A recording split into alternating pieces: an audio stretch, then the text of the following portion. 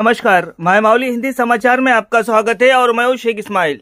राजगोंड कर्मचारी संघ के संयुक्त आदिलाबाद जिला कोर कमेटी के सदस्य श्रीराम वामन राव ने कहा है कि जिले के राजगोंड कर्मचारियों को एकजुट रहना चाहिए और राष्ट्रीय एकता के लिए काम करना चाहिए।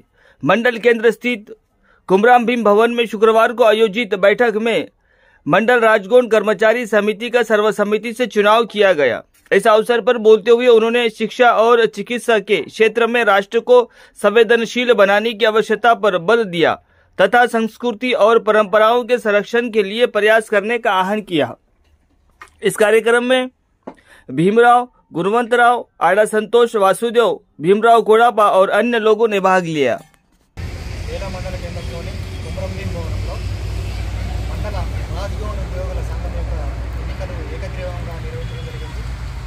ముఖ్య ఉద్దేశం ఏంటంటే మన రాజ్గోండులకు జరుగుతున్న అన్యాయాన్ని ఎదుర్కొనడానికి అదేవిధంగా రాజ్గోండ్ ఉద్యోగులను ఏకతాటిపై వచ్చి జాతి అభివృద్ధిలో భాగస్వామ్యం చేయడానికి ఈ కమిటీ నిర్మాణం చేయబడింది। దీని యొక్క ముఖ్య ఉద్దేశం ఏంటంటే మన గ్రామాలలో ఏదైతే విద్యాపరంగా వైద్యపరంగా చాలా సమస్యలు ఎదుర్కొంటున్నారో వాటిని ఏ విధంగా అధిగమించాలనే ఉద్దేశంతో రానున్న రోజులలో విస్తృతంగా గ్రామాల్లో అవగాహన కార్యక్రమాలు చేపట్టి జాతిని చైతన్యవంతం చేయడమే కాకుండా సంస్కృతి సాంప్రదాయాలను ఏ విధంగా కాపాడాలి, ఏ విధంగా ముందుకు పోవాలనే ఉద్దేశంతో జిల్లా స్థాయిలో రానున్న రోజుల్లో ఒక కమిటీని నిర్మాణం చేసి ముందుకు పోవడం జరుగుతుంది।